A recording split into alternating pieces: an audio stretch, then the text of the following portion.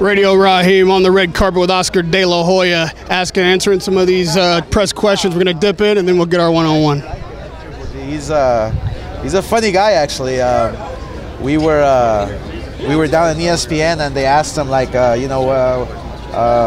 do you think about the other fight that they're doing 3 weeks before? And he was like, oh, if you want to see funny fight, then watch that fight. If you want to see real fight. That's right. He's a funny guy, you know. It's like Mexican style, and I love the guy. He's a funny guy. He's good for boxing. Right. We need more characters like him in boxing. Oscar. Thank you for making this fight happen. And for shutting the mouths of a lot of people who said that Canelo was ducking GGG for many years, which we know now isn't true. How did the fight come about? I'm interested. Did you call Tom? How did it come about? Well, I had mentioned that I was going to call Tom right after Amir Khan, and which I did.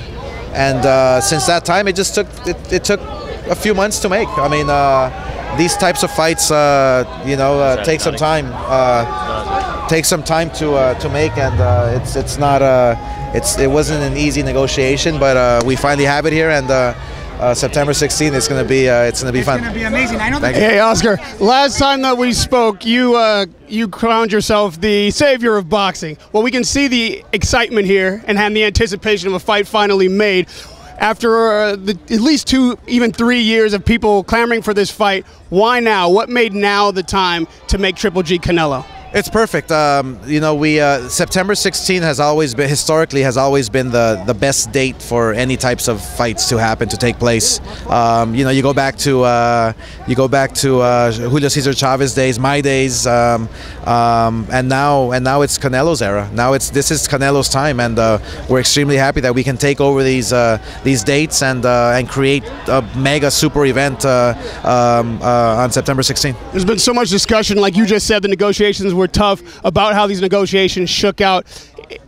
Is Triple G now a bigger star, a big enough star? That you were saying before that he wasn't bankable, he didn't have the kind of draw.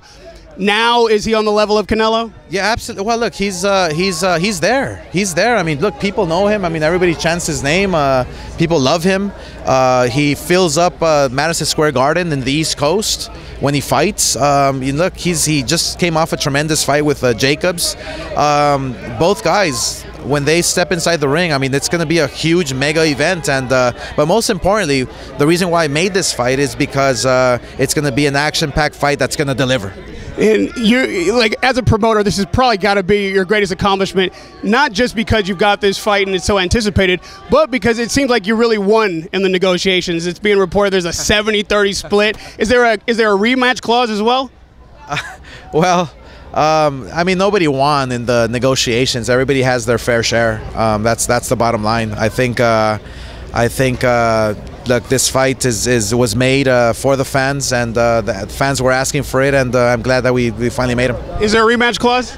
Thanks, Rahim. Somewhat. One more. Yeah, give me one more. Wait, give me one more. Give me one more. There, obviously, Canelo, you want him to be the premier draw in boxing. You're on the 16th. You're on Cinco de Mayo, and obviously there's some kind of animosity between Mayweather and you, having put his fight so close to yours. You wanting people to ban or boycott his fight. He put it right on the same date as Cotto Kamagai, and just a few weeks from Triple G Canelo. Has there been any discussion with him about it, and are you considering even changing the date of Cotto? No. I'll be, look, all the fight fans will be able to watch a real fight for free on HBO with Miguel Cotto and Kamagai, so that's what I'll be doing August 26th. Go ahead. Radio Rahim with Oscar De La Hoya, the Golden Boy.